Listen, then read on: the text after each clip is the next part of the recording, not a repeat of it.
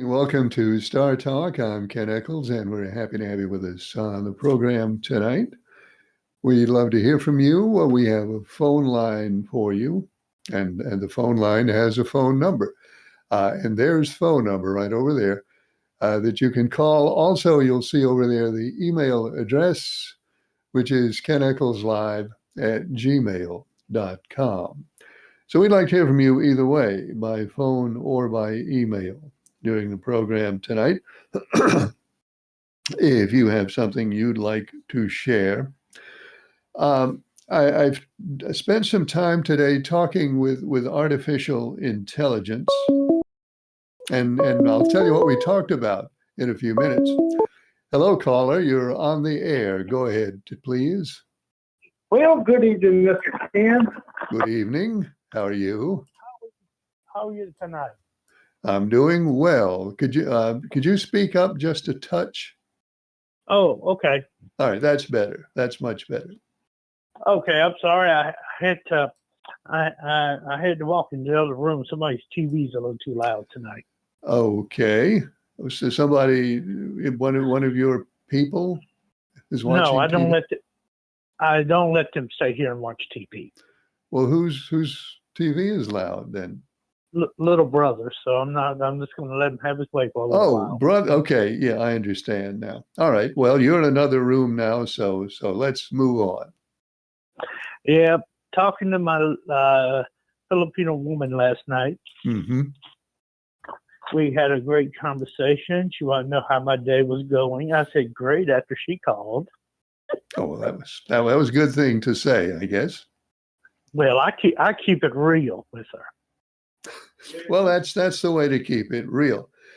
So when you and her talk, do you talk a lot about Star Talk and about the things that you see on Star Talk and what a great TV station it is? Well, I talk to her, I talk to you, and we talk about racing. We talk about a few things, but she says right now she is a secret. She has a secret. No, she is a secret. She's classified. She is classified as top secret. All right, and yet you have told us about her. Well, that's me. That's me doing it. I can breach any security that I told not to do. Okay, I'll go with that. So then when she watches us, I assume she watches us there online in the Philippines, she doesn't mind when you tell us about her? Well, she can't get you, but I tell her good things, how nice she is, and she goes to church every Sunday. She Good. she holds Bible studies with her and her friends. Well, but I'm seeing a potential issue here. Yes. Excuse me. When you go to the Philippines, if we're not available there, you won't get to watch Star News. Do you think you can live with that? Well, I will call you and I will check in while I'm there for about a month to go try everything. I will go for a month to talk to her. I've always wanted to go to a foreign country.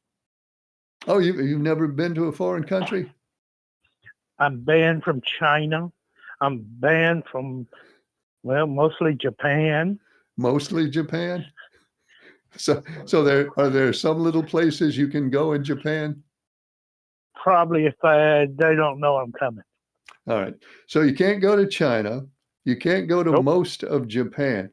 Are you pretty sure that you can actually go to the Philippines? Yeah, I can go there because I have not been there and done nothing crazy. All right. Can you go to Canada? No. Can't go to Canada. Liechtenstein. Can you go to Liechtenstein? No. Now, who gets banned from Liechtenstein? I've never heard of that. No comment. All right. Okay. Well, we won't pursue it. Well, I'm also. What's that country against us? It's not. Let's see. We're for North Korea, right? Or South Korea? No, we're for South Korea. We're not for North Korea. Well, I'm banned there too. In South Korea? No, the North. North Korea. All right. Well, you don't want to go there anyway. Well, I have been banned. Fine. Well, I don't. That's really not a big loss, in my opinion. Well, I've also been banned from Saudi Arabia. Saudi Arabia. All right. What did you, I'm just curious. What did you do to get banned from Saudi Arabia? I don't want to talk about it. I suppose that's just as well. Yeah, it's Was between my lawyer. Was a camel involved?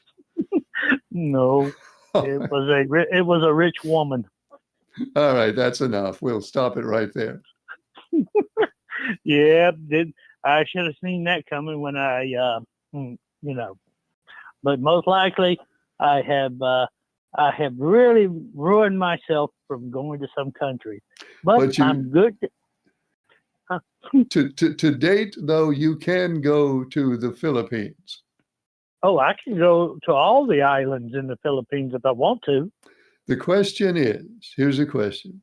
The question is, once you have been to the Philippines and leave, will you be able to go back to the Philippines?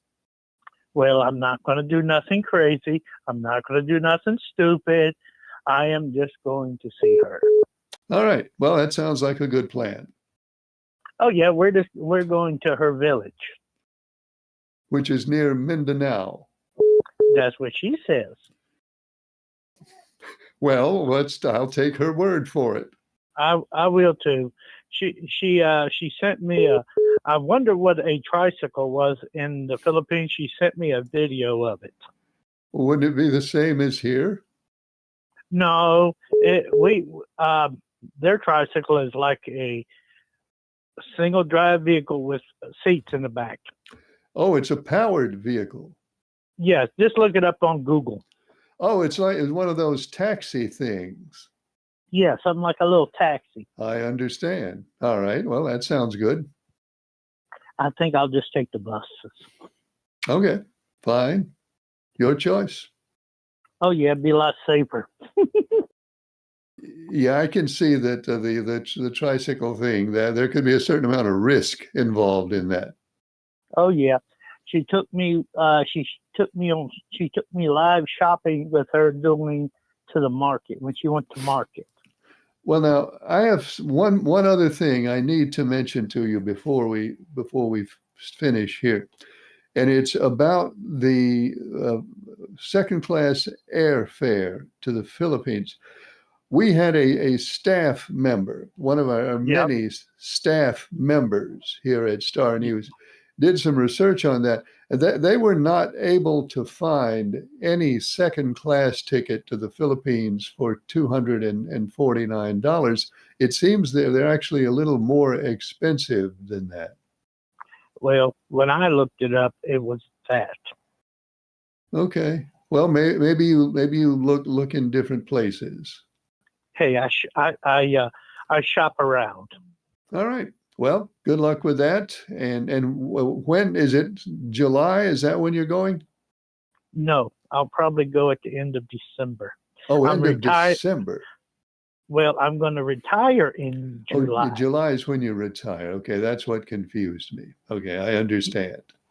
Yeah, I am going to go spend a couple of weeks there, probably a month, and come back home. And we will look forward to your report.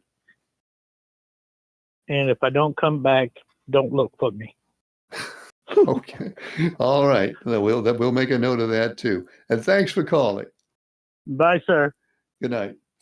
Excuse me, folks. I think I'm going to sneeze. Okay. Well, it didn't happen that time. It may happen though at any moment. So don't be surprised if I sneeze. I guess it's allergies again, I guess. But never mind that. Phone line is open. There's the number up there on the screen. And the email address is keneckleslive@gmail.com. I mentioned I spent some time today talking with artificial intelligence. The reason being, if you were listening last night, we'll get back to this. Hello, caller. You're on the air. Go ahead, please. Hey, Ken, how you doing, bud? I'm good, Early Bird. How are you? I'm doing all right. I just got through hearing what y'all was talking about him going to Philippines. Yeah. I think he can call you from over there and still talk on Star News, can't he? He can. Now, we were Yeah. on, when we're on, it's 7 o'clock in the morning in the Philippines. So I don't know if Oh, how is the it? time's going to work out for him, but he certainly can call. Oh, okay. I forgot about the time. It's a 12-hour I time forgot. difference. Okay, I didn't know that. I forgot all about that. I was gonna say, well, he said that somebody, I don't know, but anyway, I said, well, he could call. Yeah, in fact, right now, it is tomorrow morning. It's 7 o'clock tomorrow morning right now. Well, actually, it's Over at 7:13 tomorrow Philippines. morning right now in the Philippines. What time is it right now? 6 o'clock. Well, here it's 7:13 p.m. In the Philippines, it's 7:13 a.m. tomorrow. Okay, it's in the morning there. It's PM. Yep, Ain't that something? 12 hours Golly. exactly. Ain't that something? I didn't know that. Yep, they're Sure almost did. directly on the other side of the world. Yeah, well, I know he said he's gonna be gone 30 days. I was gonna say, well, he still call in. But, Well, maybe he will. anyway, yeah, maybe he will. I mean, if he gets up that early. I'm an early bird myself. We know that. That's why we called you that. Okay, Ken, I'll let you go. You have a good night. Thanks. Good to hear from you. Yep. We're a morning show in the Philippines. If anybody watch, I don't know, we're on the internet. Somebody might watch on the anybody. Hey, if anybody's watching in the Philippines, give us a call right now. We want to hear from somebody in the Philippines. Last night, near the end of the show, our man Ralph brought up a question about artificial intelligence replacing human workers, and the question of taxes, among other things, which is something that would certainly be a significant part of the process there, and whether artificial intelligence workers would be taxed, would pay income tax, as humans do. So today I asked 3 artificial intelligences about that. I asked ChatGPT, I asked Google Gemini, and I asked Microsoft Copilot. The question was, if you replace a human being in a job, do you think that you should be taxed in the same way that the human was taxed? And how would you pay the tax? That's a question I brought up, and I got 3 different responses. ChatGPT gave me the most complete and elaborate response. Chat said, yeah, this is the same Chat who was in our NASCAR contest. Chat said, and I quote, "If I personally replaced a human worker, it would make sense for society to ensure that the benefits of my work, increased efficiency, profit, etc., are taxed in a way that supports the same public goods that human labor once did, even if the tax is paid by my operator, not by me." So Chat, excuse me, Chat was very forthcoming and say, well, yeah, I should be taxed. Even if I can't pay it, I should be taxed just like the human is taxed. In fact, I have something to show you here. Not only did ChatGPT give me that answer, ChatGPT wrote a piece of sample legislation. He actually gave me 2 pages,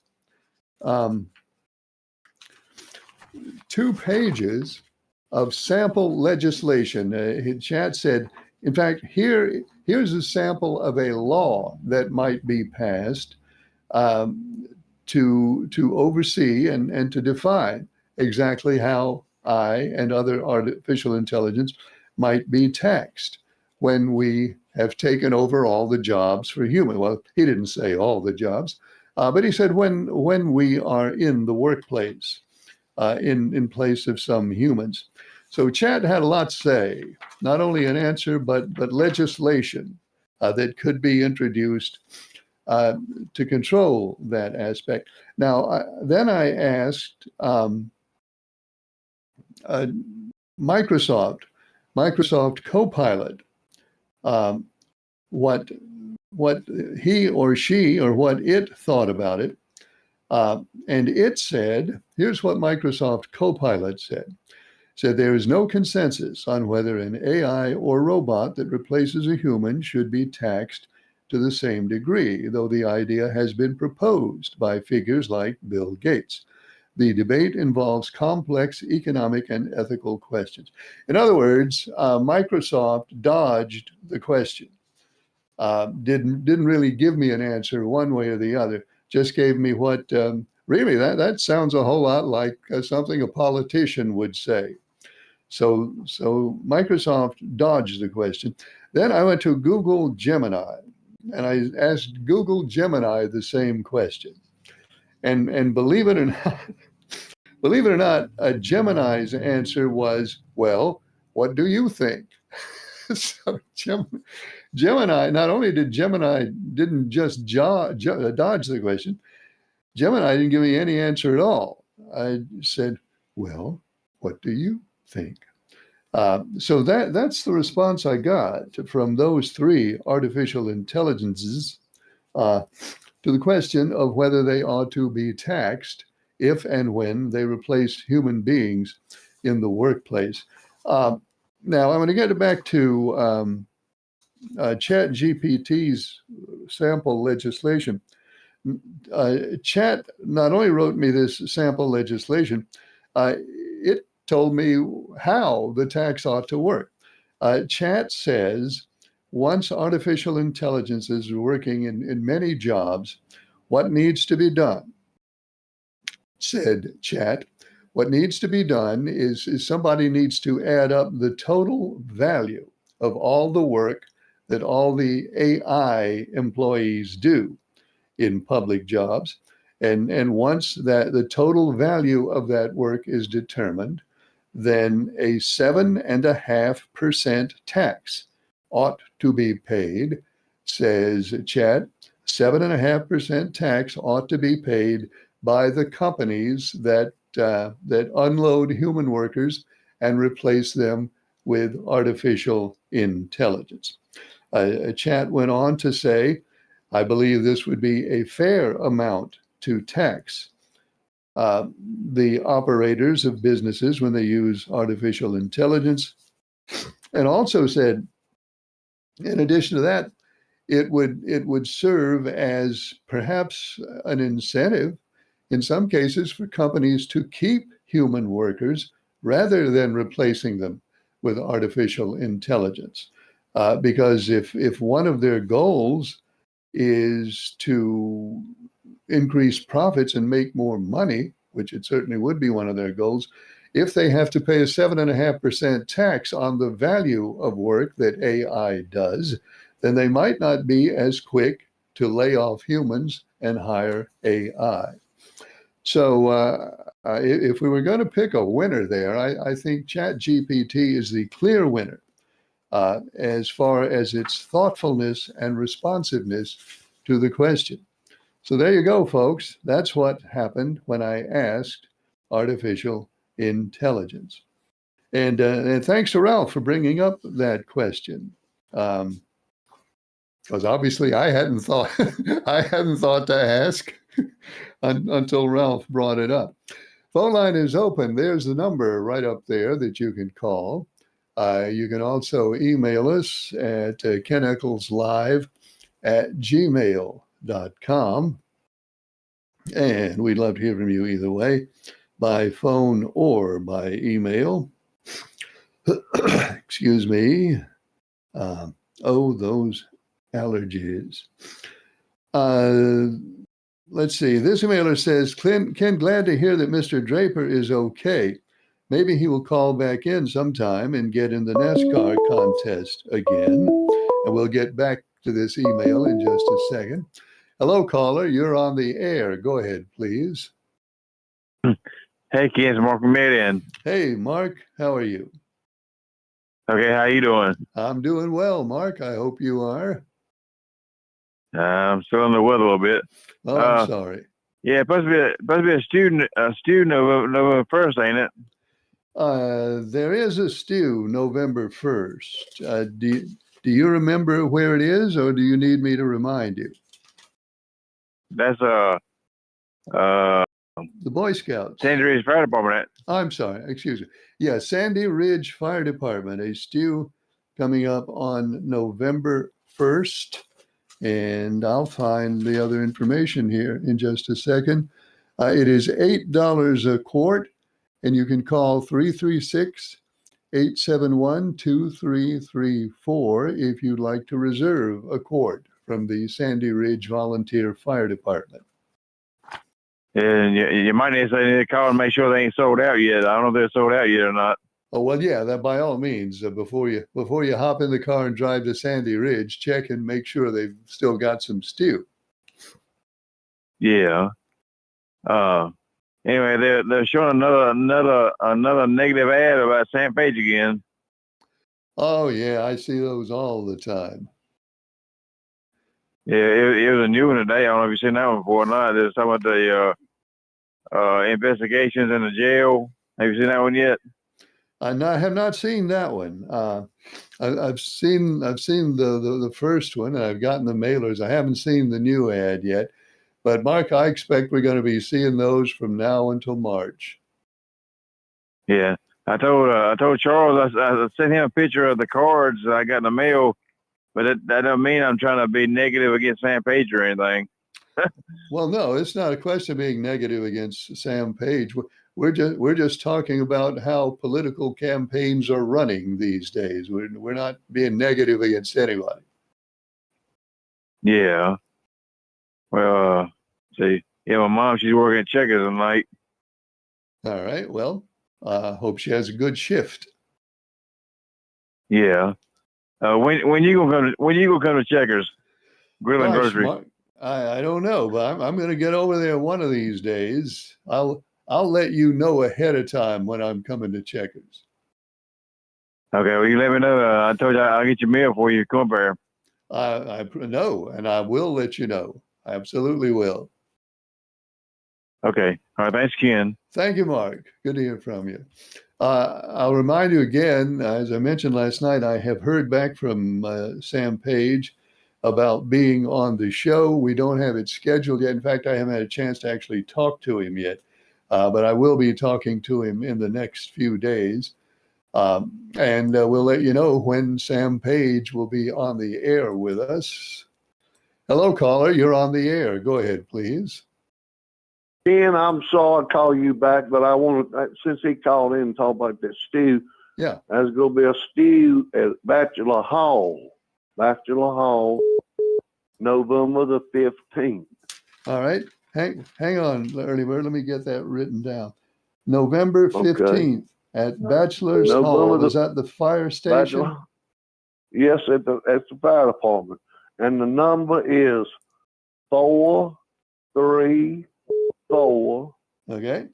6685 Okay. 3820. Okay. Wait a minute. I think I got too many numbers here. Okay. 434, then Yeah, what? 685. 685, then 3820. Right. All right. I had an extra 6 in there. Okay, we got it. Yeah. November 15th at Bachelor's Hall. Do you know how much it is? Uh-huh.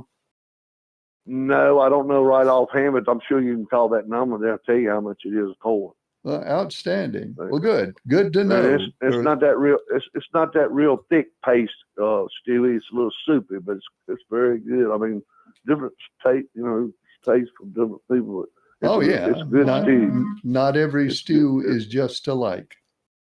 Right. Okay. Well, I'll let you go. Thank you a whole lot. Bye-bye. Thanks, Early Bird. Appreciate it. That's Stu at the Bachelor's Hall Fire Department on November 15th. And the number is 434-685-3820. So you can check on that. Now, we were in the middle of an email. So let me go find that back over here. Emailer was saying, glad to hear Mr. Draper's okay. Maybe he'll call back in sometime and get into the race contest again. Remind everybody to move their clock by. Oh, this is important, folks. Don't forget this. Remind everyone to move their clock back an hour Sunday morning. Not looking forward to it being dark at 5 p.m. No, I'm not either. I'm also not looking forward to losing that hour's sleep on Saturday. Okay, I have my pick, says Citizen D. You can read it after the Liberal makes his pick, since it is for a big bucket of popcorn and a movie ticket. I might donate that to a movie buff in the group if I win it.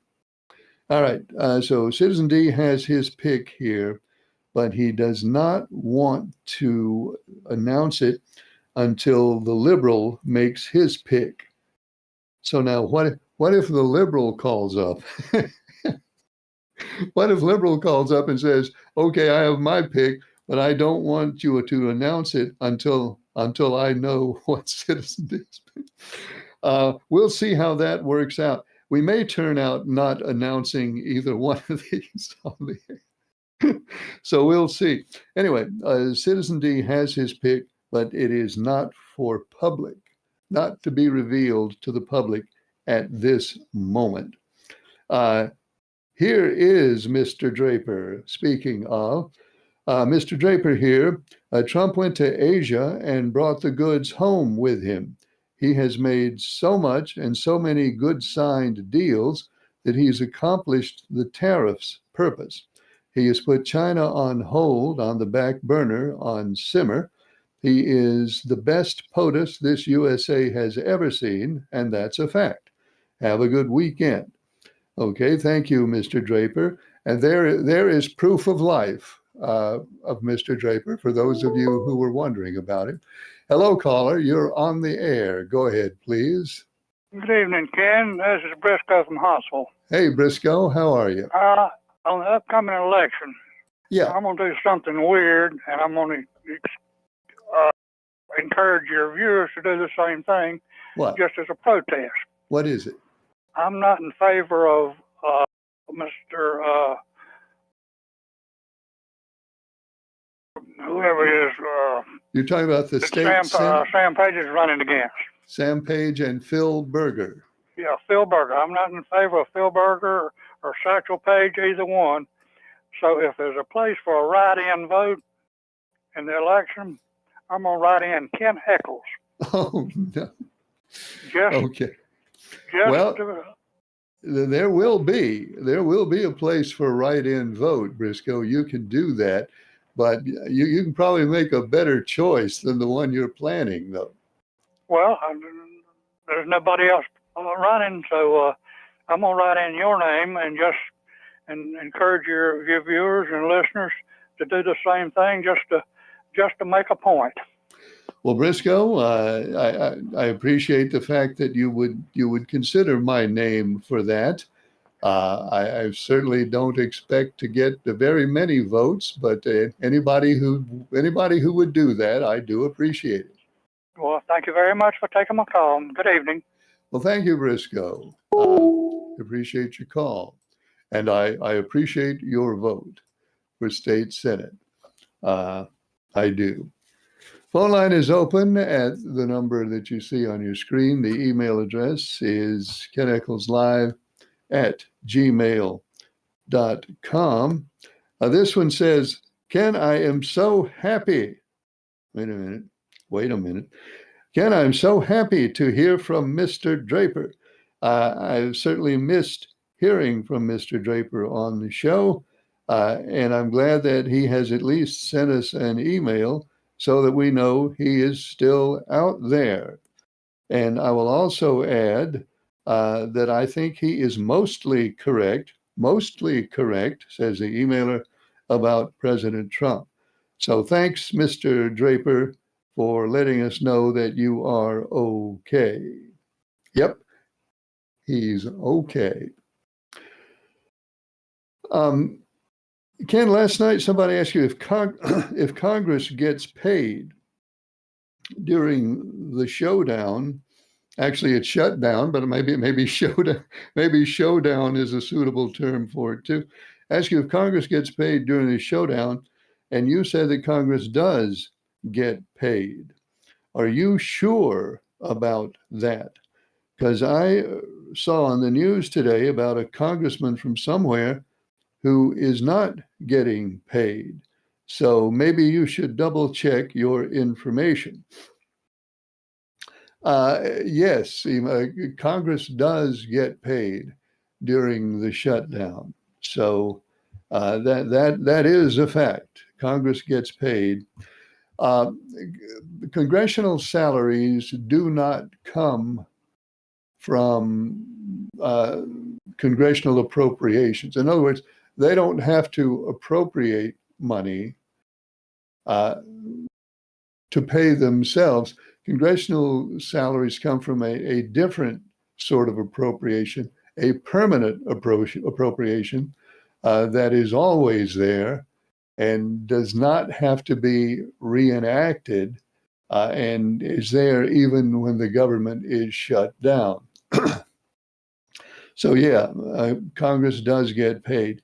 Now, on the other point that you made, I don't doubt that you saw a congressman on TV who is not being paid, because a number of members of Congress, and I don't know how many, but there is some number of members of Congress who are refusing their salary. Now, the salaries have to be paid. They can't have the salaries not paid, but they can give the salaries away as soon as they are paid. And that's what a few members of Congress are doing. It's not a large number, but it is a number. They are simply, when they get paid, they're not they, or at least as they describe it, they're not even letting the money slow down in their hands. They are passing it along immediately to various organizations, to charitable organizations, and nonprofit organizations of different types. So that, I'm sure, is what you saw on TV. As far as a congressman who's not getting paid, you probably saw one who is immediately giving the money away and not using it to benefit himself. So that's the story on that. But as far as members of Congress getting paid, yes, they do. By law, their pay has to continue, even during a government shutdown. There have been 2 bills introduced in Congress, and I cannot, as I sit here, remember the names of those bills, but I do know that there have been 2 bills introduced, both of them in the House, I think, to change the law, and they would change the law to effect that Congress would not in the future be paid during a shutdown. Those bills, this will shock you. Those bills have gathered very, very little support in Congress.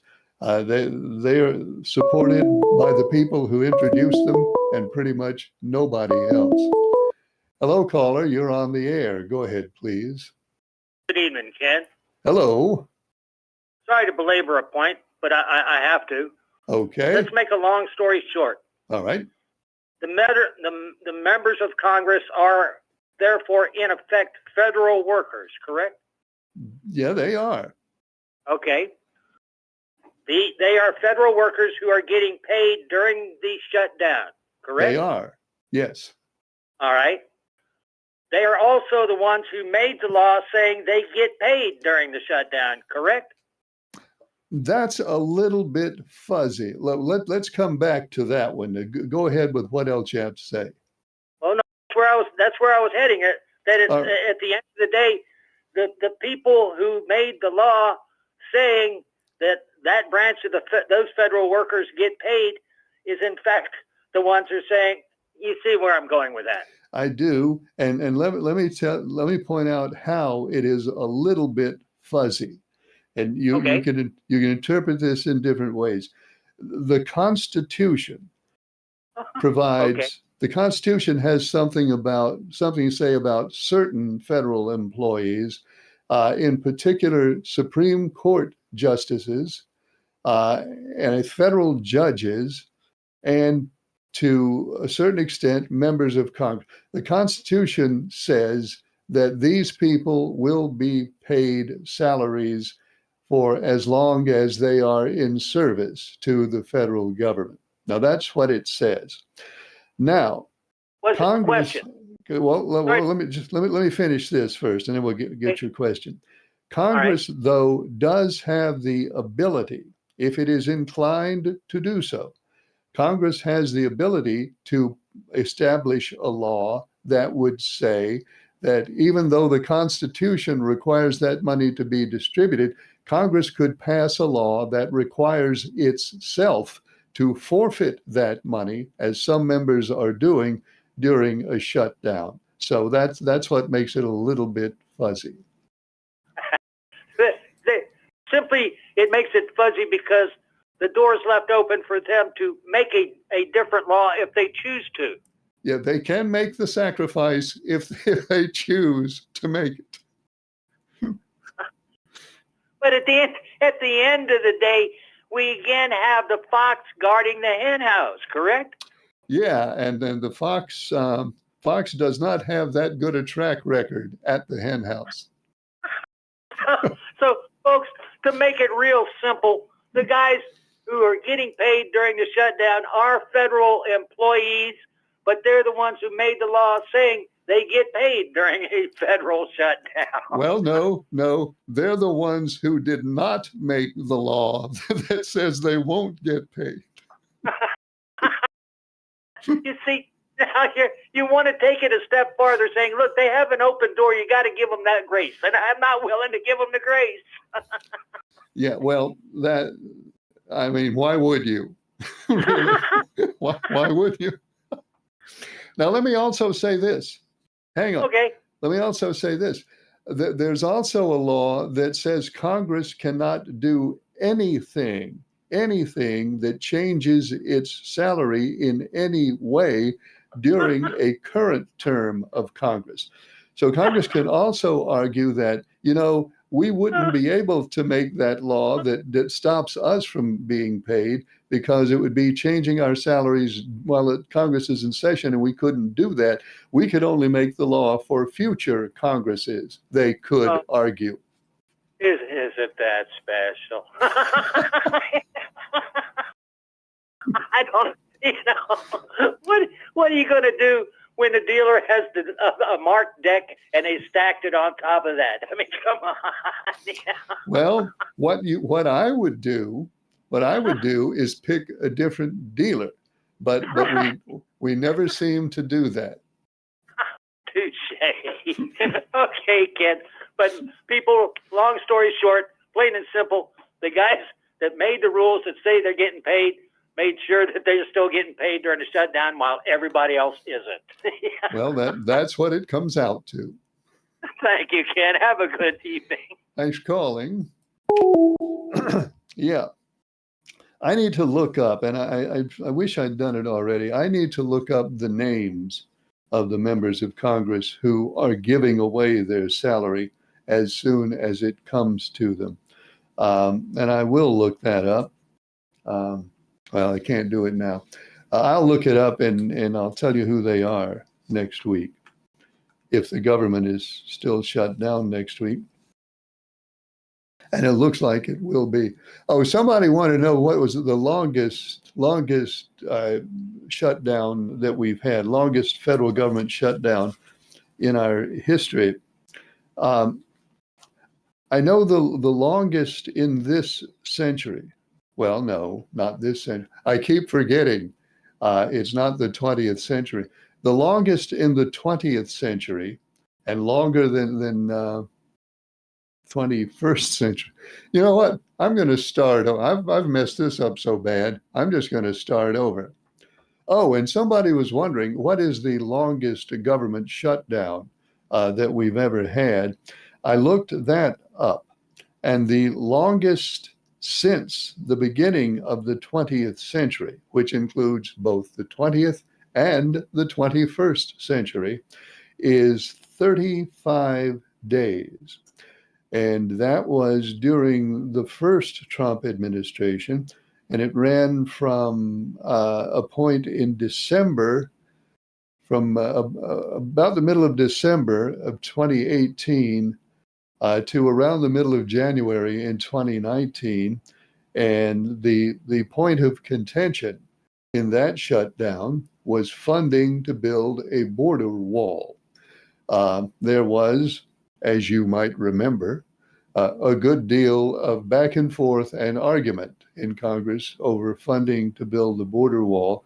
And the government was shut down for 35 days over that one. Now, there may or may not have been a longer shutdown in some century prior to the 20th century. The source I read was kind of uncertain about that, because there are some things that may or may not have constituted a government shutdown back in the 1800s somewhere. But technically, the longest shutdown that we can document for sure was 35 days. The current one is at 20 some. Is it 29 days? The current one, I think it is 29 days right now. So we're not at the longest one yet, but we got a shot. We're less than a week away. So that's the answer to that one. Another question about the shutdown is in an email, which is in my phone. Oh, here it is. In an email, which is in my phone. And let me find it. The emailer said, about this stupid government shutdown, the stupid is the emailer's word, not mine. About this stupid government shutdown, we'll see about it in just a second. Hello, caller. You're on the air. Go ahead, please. Yes, Ken. How you doing? I'm doing well. How are you? All right. Look, Ken, briefly here. I will ask you next month if we are better off now than we were 2 years ago. Okay. Now, all right. Putin has proved he can play Trump. The peace treaty he brokered ended up with more artillery fired than before. The ink has not dried, and Israel is bombarding Gaza. And Russia said it would only cease when Putin get ready. So both men who Trump spent much time negotiating with never even let the ink get dry. Both continue to bomb and go after the other before as never before. Now, we heard that this man was the deal maker, but both of those deals he made fell through. And even his own party is unhappy with him being so fickle that he placed a tariff on Canada for a TV ad using Reagan's own word. 5 Republicans voted with Democrats to stop him. So long live the king. While Americans starve, he commit aid to Argentina while holding back money for SNAP and the ACA insurance. All right, that's what I have to say on that. And since they want me to go first, give me number 12, Ken. All right, let me see. Let me get my book here. The Liberal Takes the 12, Ryan Blaney for Phoenix. So then I can go ahead and tell you now. Let me get the email back in front of me and make sure I get it right, because I don't want to get it wrong. Now that we know that the Liberal is taking the 12, I'll never get this thing open. Citizen D, who made his pick before, but did not want it known until we had heard from the Liberal, is, wait a minute, that's the wrong phone. Oh, what the heck. After you get off the phone, I'll get my correct phone and I'll tell you what Citizen D's pick is. Okay?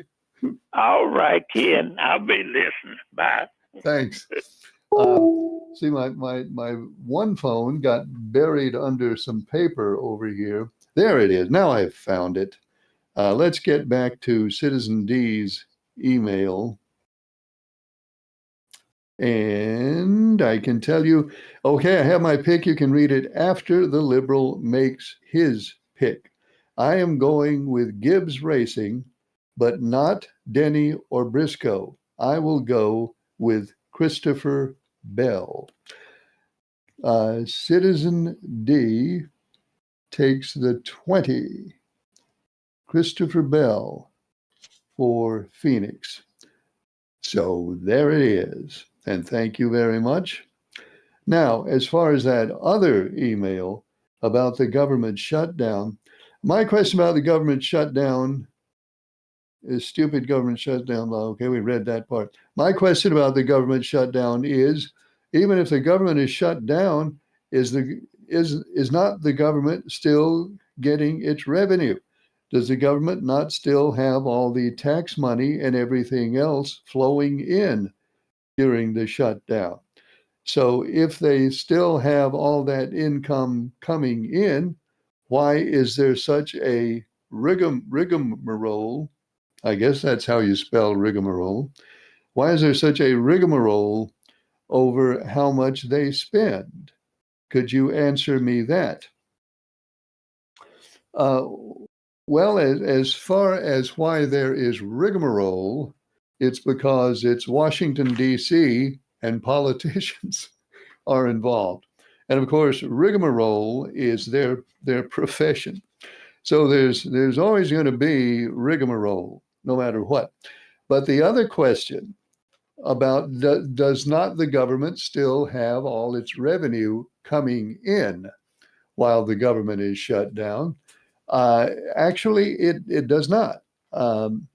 There is a reduction in revenue during a shutdown for some reasons that are kind of apparent and some reasons that are not quite so apparent. For one thing, national parks, monuments, all the things that people visit, some of which are for free, but some of which people have to pay money for, all these are closed. So the government is not getting revenues from federal installations and things that people pay their way into because those things are closed. And you say, well, that's not a whole lot of money. Well, maybe not to the government. It might be a whole lot to you and me. Anyway, that source of revenue is not currently available to the government. Another thing is the fact that a lot of employees are not working. They are not receiving pay. Therefore, tax money is not being withheld from their pay and sent to the Treasury. So that revenue that the government normally gets is not coming in. Offices that issue federal licenses for all sorts of different things, federal licenses and federal permits for all the things that the government requires a license or a permit to do, those offices are closed. So no licenses and permits are being issued. So the fees that would derive from those licenses and permits are now not coming to the government. Also, the IRS is on short staff these days. A lot of IRS people are not working. Therefore, the folks, the good folks who might be sending you that letter from the IRS saying, just a friendly reminder, you underpaid your taxes by $1,198 last year. Please remit. All of the money that the IRS collects, and it collects money year round from delinquent taxes, a lot of that is not being collected. So that's money the government is not getting. So heck, there's a much longer list of things than that. Money that the government usually collects but does not collect during a government shutdown. So no, I mean, the government, they've still got revenue coming in. I mean, they're not passing the hat by any means. Well, actually, I guess they're always passing the hat since they're $38 billion in debt. But the point is the revenue, the stuff that they usually get out of their mailbox every day, all that money, a lot of that money is not coming in right now. So they are a little bit short on current revenue while the government is shut down. Are they broke? No. No, they're not broke. Do they have billions of dollars coming in? Yeah, they do. But they are missing a portion of $1 billion here and there along the way. So there they are. There they are. They struggle along in spite of all that. And then there was one more. I think I have time for it. Let me get it so I read it right. One more that says, "Hey Ken, this is Jack. Put me down for the 11, Denny Hamlin." All right, Jack has the 11 for Phoenix. And there are a few more you have not heard yet. Don't have Chat's pick yet. That's yet to come. Captain Midnight has the 11, just like Jack. Lady in Black has the 22. Let's see who else came in. Oh, and Pretty Man has, I know this is the one everybody's been waiting for. It's one everybody wants to know about. Pretty Man has the 5, Kyle Larson, for Phoenix. So we will soon know. Well, actually not all that soon. In another 5 days, we will know who wins Phoenix, and we will know who wins the Cup, and who wins that big tub of popcorn and tickets for a free movie at Hollywood Cinema. All shall be revealed. And and this one last email. Ken, tell me who's going to win the World Series. It's time for me to place my bet. And I need to know who you pick so I can bet on the other team. Yeah, that's how you would want to do it. You would want to hear my pick, and then you would bet on the other team. I'll tell you the truth. If you'd asked me a week ago, I would have said, the Dodgers will win easily without any problem. Well, obviously that's not the case. I'm going to change. I'm going to pick Toronto. I'm going to be maybe the only person in America who picks the Toronto Blue Jays. And of course, I had to see 4 games before I got around to it. But yeah, I'll pick Toronto. So emailer, you can go ahead and bet with confidence on the Dodgers now. And I hope you win $1 million. I really do. And that is all the time we have for Star Talk this week. We're on the air Mondays, Tuesdays, and Wednesdays.